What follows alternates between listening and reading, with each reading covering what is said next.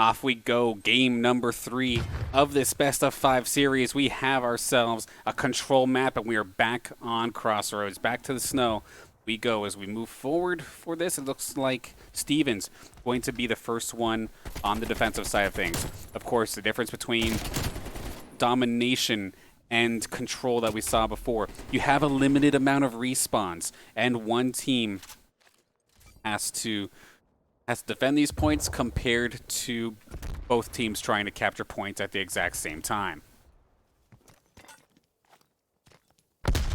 You see number 4, that's going to be Swizz, looking to start getting some work done on that B site as we are on the attack.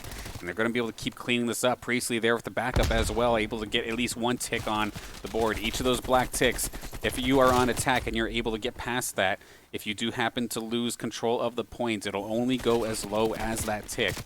We do see Lavelle on point B trying to contest this with Brazen, but he's going to get taken down.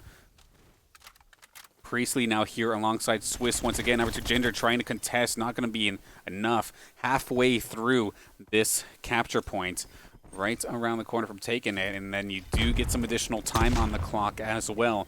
As an attacker, if you do manage to contest this, and actually around the other side as well, Sauce and Lavelle, I believe, are on the other side capturing both. You normally do not see this. You oftentimes would see like maybe one person kind of try and contest, but most of the time you see the team focus on one, try to take one down over the other. And now that they've taken control of the B site, they can finally start grouping as a unit and just push this final A site. You see Brazen once again just going to be picking off a lot of the members of St. Clair. Lavelle going to take the long way around. It's going to take down Ginger, it looks like. Headshot takes him out. And then, fortunately for Brazen, was in between a rock and a hard place. And this could be the opening here for St. Clair, as they still have 8 spawns compared to the 7. And they are the ones in the defensive control. That being said, Bob just came in clutch. But Swizz looking to try and clean up. He's got to deal with a couple of them.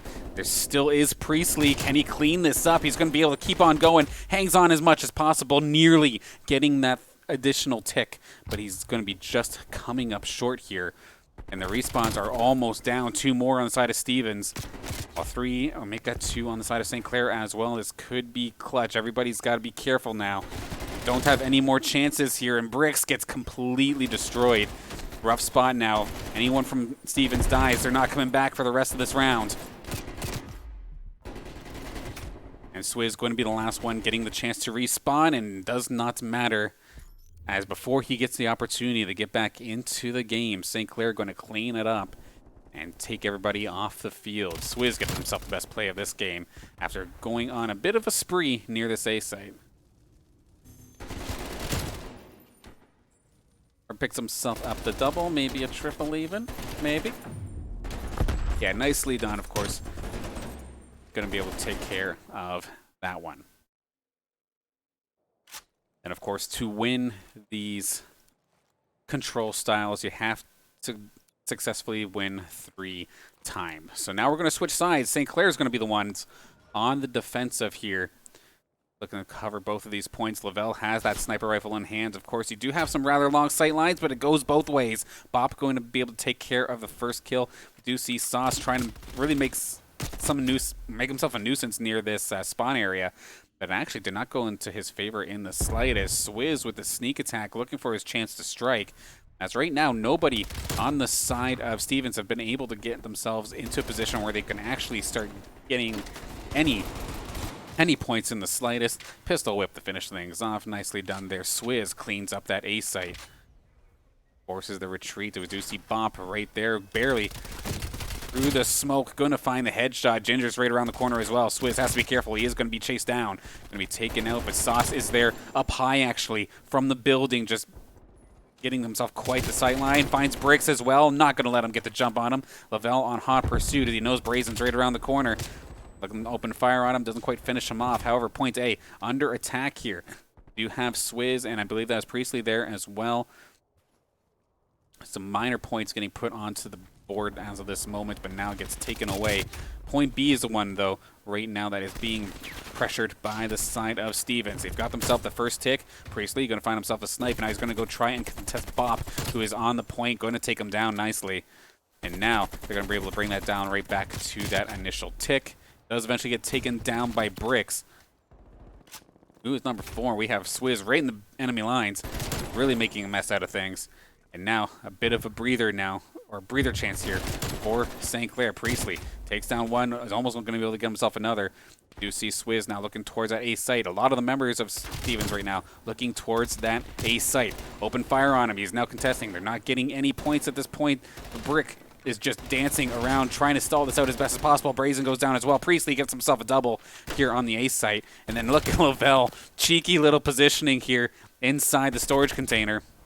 Waits for somebody to come around and takes care of him so that B site could not get controlled for free. Time is running out here for Stevens. They've only got the 1 tick. They need to have one of these points contested by the time this timer goes out. Otherwise, they are going to lose this round.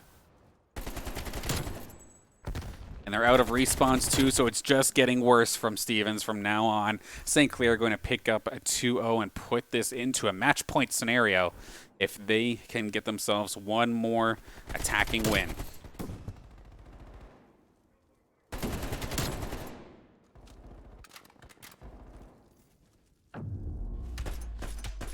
That's one of the different things about this control style is you can't just keep launching yourself at the point and hoping that it eventually sticks. You only have so many respawns available. You have to make every single one count, and it just seems like looking at the KDs from the side of St. Clair all day, let alone this match alone, the only one down is Lavelle, and that's because he's oftentimes the one trying to cause a problem in regards to making teammates run back or check their spawns. It's more of a strategic thing than anything. And okay, Brick's got the jump onto Lavelle, but thankfully for Lavelle, Swizz is right there also capturing this point. You see all of St. Clair in position to either hold this B point or in position to kind of cover it. Priestley, sniper rifle, takes off Bop's head like it's nobody's business. Huge shot. We do see Lavelle, and never mind, Lavelle's not going to be able to get him. It's going to be Priestley taking another one. But finally, Priestley is going to be jumped upon. Swizz finally shut down here at this B site as well. So 1 tick does go down. Lavelle behind enemy lines, really just making an absolute nuisance of himself. And it's going to allow the St. Clair squad to get back to this B zone. We have 3/4 of it captured already. Looking good. Trophy systems keeping them safe as well. They can't just nade through the smoke and hope that it happens. St. Clair has an answer for that with those trophy systems. They're able to win their gunfights, nearly hanging on to that B site, but not going to happen. Lavelle still in the enemy lines, just constantly taking everybody out. He should be able to capture us himself. He does have backup around the corner as well, as Priestley is alongside him. He's going to get jumped from behind. Priestley has that assault rifle ready, but it's too little too late. Point B secured. Extra time on the clock now here for St. Clair to try and secure this A point. Bricks does manage to take him down, but with 2 members of Stevens over on this far side, is anybody looking at A? There was only one. Ginger goes up top, and he is going to get taken down. We do have Swizz and Sauce both on point as of this moment. Sauce going to get himself dropped, however.